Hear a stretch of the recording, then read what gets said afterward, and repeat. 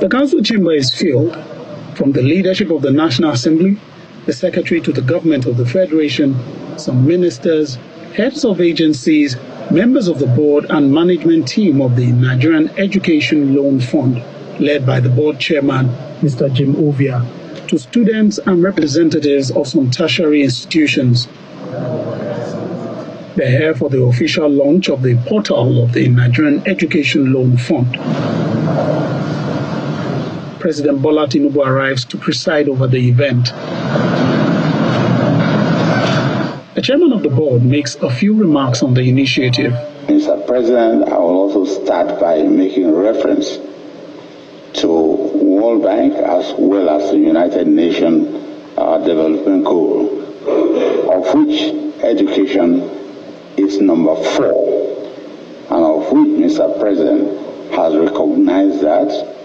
The president restates his conviction that education is the greatest weapon for building an inclusive and fair society. Without education, there is no development.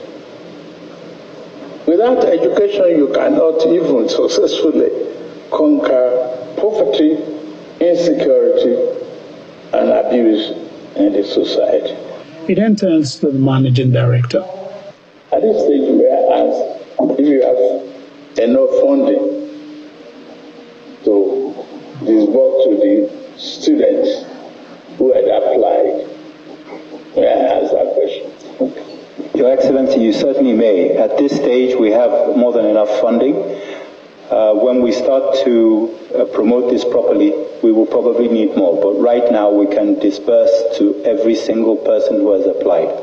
The president then launches the portal. It's my order to launch the program. He also handed out checks to some students from the 6 geopolitical zones and representatives of some tertiary institutions, signaling the commencement of disbursements of the student loan. The scheme is expected to have a positive impact on the lives of the average Nigerian family. From the presidential villa, Lanre Lasisi, Channels Television News. So Mr. Jake Epelle joins us now. He is the CEO of TAF Africa. Good morning. Thank you for coming on today. Thank you, Chamberlain. Good to be here. We had a gentleman about this launch of the student loan saying that the DG will disburse to every single person who has applied. Mm-hmm. You seem to have some concerns about the operations of the student loan. What are they? First, it's a good thing. I applaud the president for the launch, but I think they sort of put the horse before the cart. I had expected them. That's a good way to go. Yeah, but then the cart before the horse, or horse before horse before the cart. The cart before the horse. Okay. Sorry. Thank you.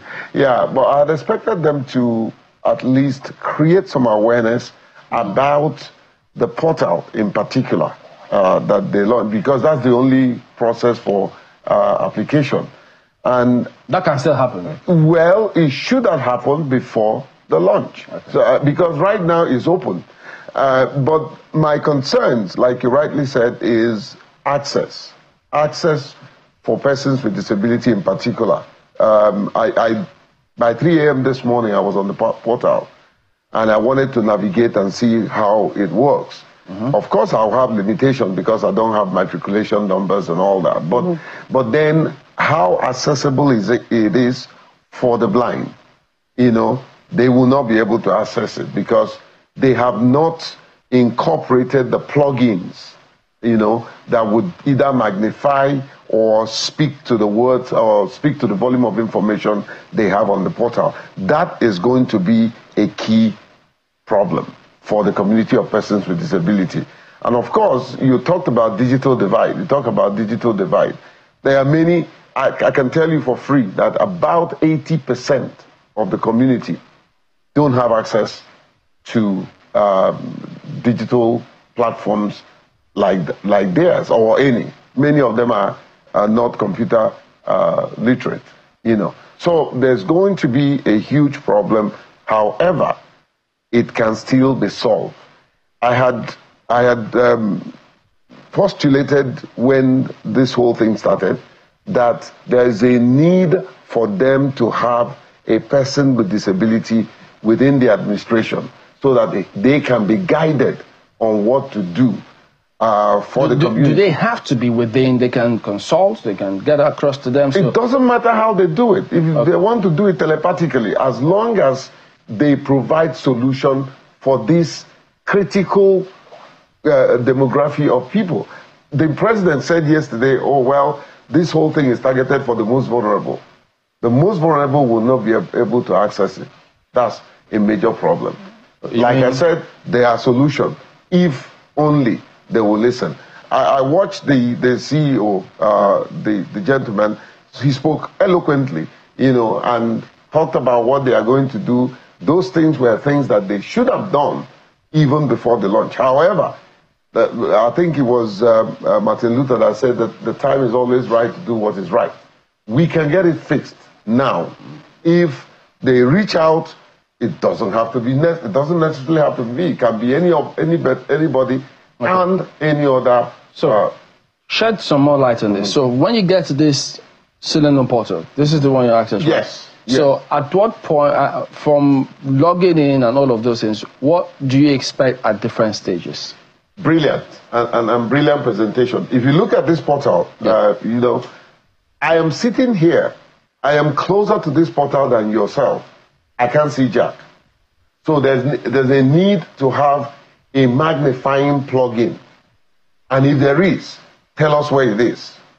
They need to have a magnifying plug-in so that visually impaired individuals like me will not have to bury our eyes into the system to be able to navigate all the departments, So, number one, for the visually impaired.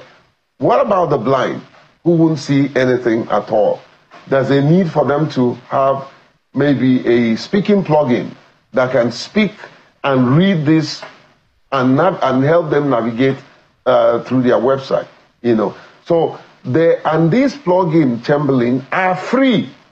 They are free on any website creating portal.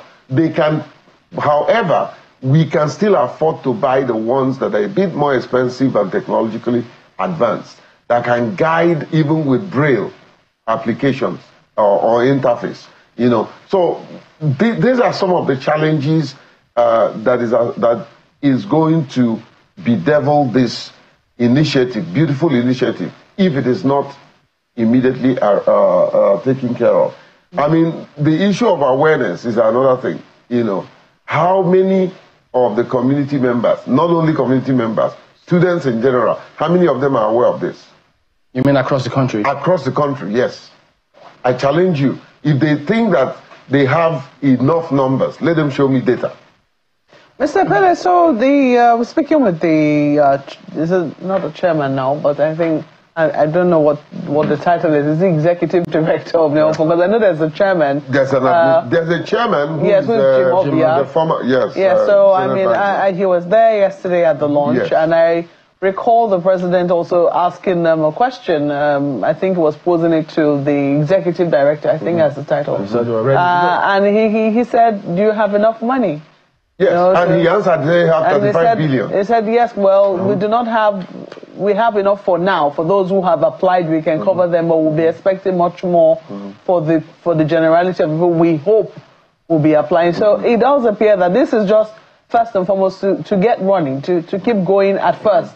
But the awareness, I mean, with the launch yesterday, there should be a greater awareness that this program has now started. So isn't that already taken care of? I mean, the problem of awareness which you raised, that people might not be aware. Well, you said there should be awareness, so it's not enough.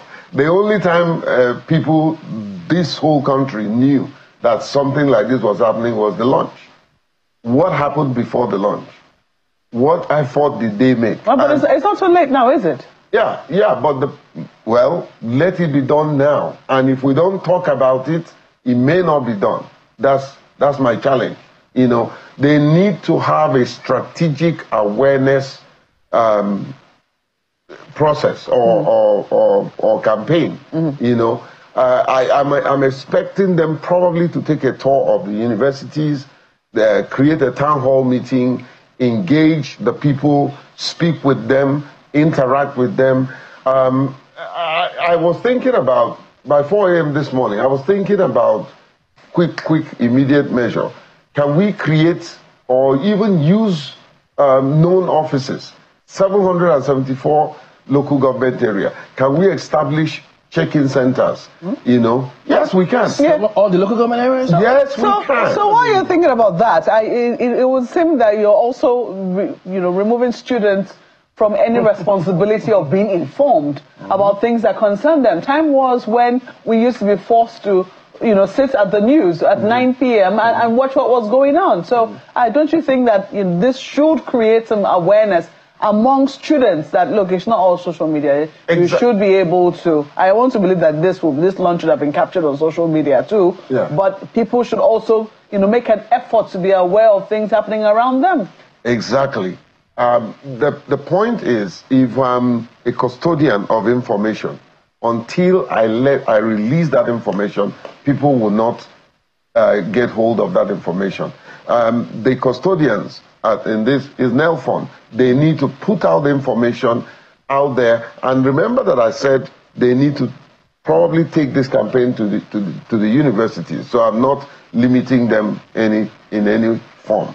However, there has to be a concerted effort, a deliberate effort, so targeted at creating awareness that you can sit back and say, this has a very great impact. So, but if you look, if you just check and you surf, you get to find NELFund, the part where they've got support, ticketing system, race ticket, view tickets.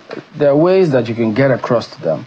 Let me tell you, did you try listen, Chamberlain, the idea here is not to criticize them. I'm just making an appeal. Working. I did it this morning by 4:15 a.m. Okay. I sent them, and then on their portal they say, oh, check, an email had been sent to you. No email was sent. Oh. Yeah. So glitches have started. You opened the tickets, you did all of that? Yes. I sent an email. My name is Jake Epelle. I can give you I sent all the necessary information, and I can copy and send back to you. So up until before you got into the studios, you didn't receive any? No response. Did you check your spam or something? No response. Do you think it's because you don't have a matric number? No, this is mere inquiries. Okay. It has nothing to do with metric. I'm not applying. I can't apply. I'm not a student, Yeah, because there isn't any part where they talk about matriculation number. There is. If you're to open a ticket.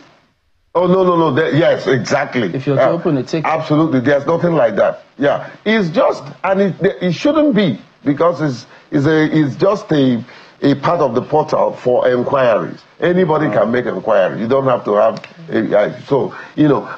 like the simplicity of the portal design. Yeah, because we had raised problems, question about digitization gap. Exactly. Yeah, but it does appear that this is simple enough for anyone to be able to use. No, not for persons with disability. Okay, so apart from, improving it for persons with disability, for any student who has written JAM, because now you have to, the JAM tests are computer-based, so no one can feign ignorance of not having come in contact with a computer before. Do you think that says anything about, why the digitization gap might not really be a problem? Well, it will be. Look, let's even look at the geographical challenges, the location of individuals like people who live in far north, how do you they don't know how to access the computer. No, but they do have schools there. They have schools there. Yeah.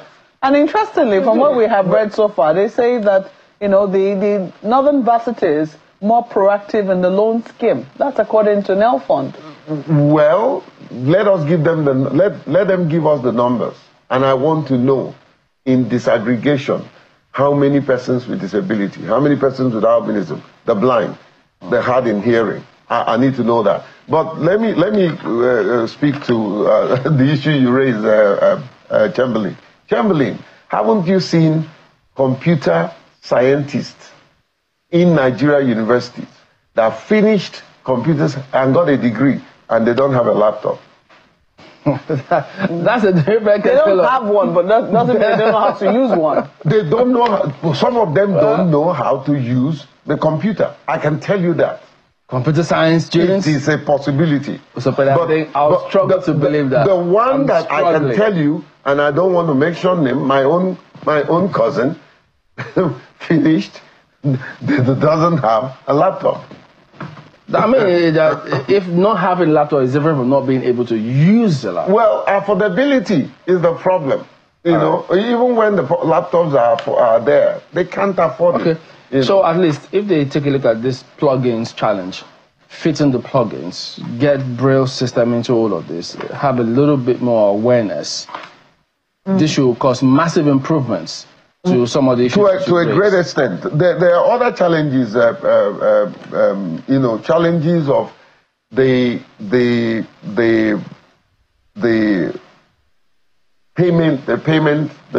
loan. Yeah. You know, paying back the loan. What's the challenge you see there? Well, a situation where some people are not able to pay, or the criteria is too high for an individual that is grossly indigent. How would you do that? How would you handle that? It will take impact, it will create a huge impact on sustainability. How are they going to sustain the loan application? Because already on the platform they said it's interest-free. Okay, that's... You don't like that? No, I like the fact that it's interest-free. You should only pay when you started working, so the question of being indigent, should it really still come up? Well, I pray that they finish and get a job. So when the person doesn't get a job, how do you then recover the payment so that another person can get? But those are futuristic problems that they need to look at. I think there should be a support system for persons with disability. It may be a dedicated line or a dedicated chat plugin. This doesn't have a live chat, and I think it should. You know, issues of geographical disparities needs to be taken into consideration. Gender, I'm interested in how they deal with that. Now, the real issue, monitoring and evaluation. How do we monitor the process? How do we ensure that there is accountability? They haven't told us that. What's the accountability mechanism? So that we don't see this as another conduit pipe that will increase corruption. All right, I'm sure that they've got ways to get feedback. We're hoping that even in those FAQs, they should have physically challenged questions for that community as well. But they have said we will attend to everyone who applies, gender or not. Everyone who applies, they said we'll attend to them. And those are some of the... Everyone includes everyone. Everyone. It's everyone. You have to understand that there are certain people with peculiar challenges. You can't group us into it. We are not everyone. You're here.